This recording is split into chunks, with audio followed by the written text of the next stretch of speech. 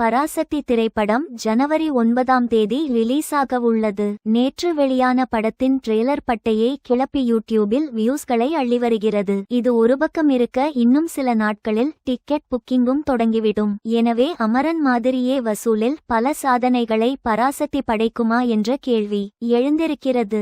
இந்நிலையில் சுதா கொங்கரா பற்றி பராசக்தி இசை வெளியீட்டு விழாவில் சிவகார்த்திகேயன் பேசிய வீடியோ ட்ரெண்டாகியுள்ளது. அமரன் படத்தின் மெகா வெற்றிக்கு பிறகு AR முருகதாஸ் இயக்கத்தில் மதராசி படத்தில் நடித்தார் சிவகார்த்திகேயன். அது அமரன் அளவுக்கு மெகா ஹிட் இல்லை என்றாலும் சூப்பர் ஹிட்டானது. அதில் நடித்துக் கொண்டிருந்த போதே சுதா கொங்கரா இயக்கத்தில் பராசக்தி படத்திலும் கமிட்டானார் SK.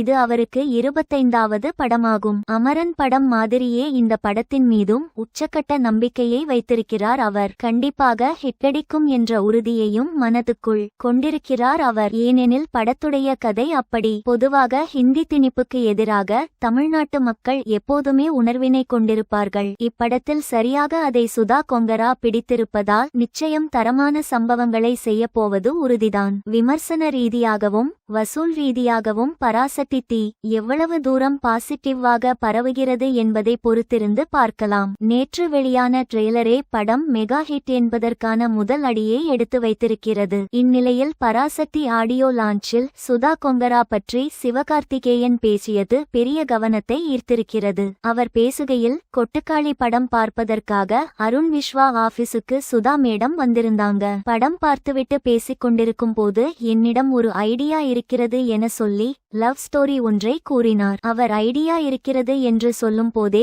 பெரிய ஐடியாவாக இருக்கும் என நினைத்தேன். பிறகு என்னிடம் இன்னொரு ஐடியா இருக்கிறது என்று சொல்லி இதை சொன்னார். உடனே ஒத்துக்கொண்டேன். ஷூட்டிங் போவதற்கு முன்னர் அவரை பற்றி என்னவெல்லாமோ சொன்னார்கள். பயங்கர ஸ்ட்ரிக்ட் என்றெல்லாம் கூறினார்கள். ஷூட்டிங் ஆரம்பித்ததும் முழுக்க ஆங்கிலத்தில்தான் பேசினார். அவர் பேசிய ஆங்கிலம் சாதாரண ஆங்கிலம் இல்லை, ஷேக்ஸ்பியர் ஆங்கிலம். அவர் சொல்லிவிட்டு போன பிறகு ஷார்ட்கில் அதற்கான அர்த்தத்தை தெரிந்து கொள்வேன். ஒருமுறை அவர் என்னிடம், சிவா, நான் உங்களிடம் பேச வேண்டும் என சொன்னார். எனக்கு பயம் எடுத்துவிட்டது. கல்லூரிதான் ஞாபகத்துக்கு வந்தது. பேச வந்தவர் மீண்டும் ஆங்கிலத்தில், உங்களுக்கு என்ன பிரச்சனை, நான் சொல்வதை ஏன் சரியாக செய்ய மாட்டேன் என்கிறீர்கள் என கூறினார். உடனே நான், மேடம், இந்த ஆங்கிலம்தான் பிரச்சனை. நீங்கள் பேசிக் இங்கிலீஷ் பேசினால் கூட பரவாயில்லை, ஷேக்ஸ்பியர் இங்கிலீஷ் பேசுகிறீர்கள் என கூறினேன். இதுதான் பிரச்சனையா என சொல்லி மாற்றிக்கொண்டார். காலை 7 மணிக்கே முதல் ஷாட் வைத்து விடுவார். மாலை 5:30 முதல் 6 மணி வரை ஷூட்டிங் போகும். ஒரு நிமிடத்தை கூட அவர் வீணாக்கி பார்த்ததே இல்லை.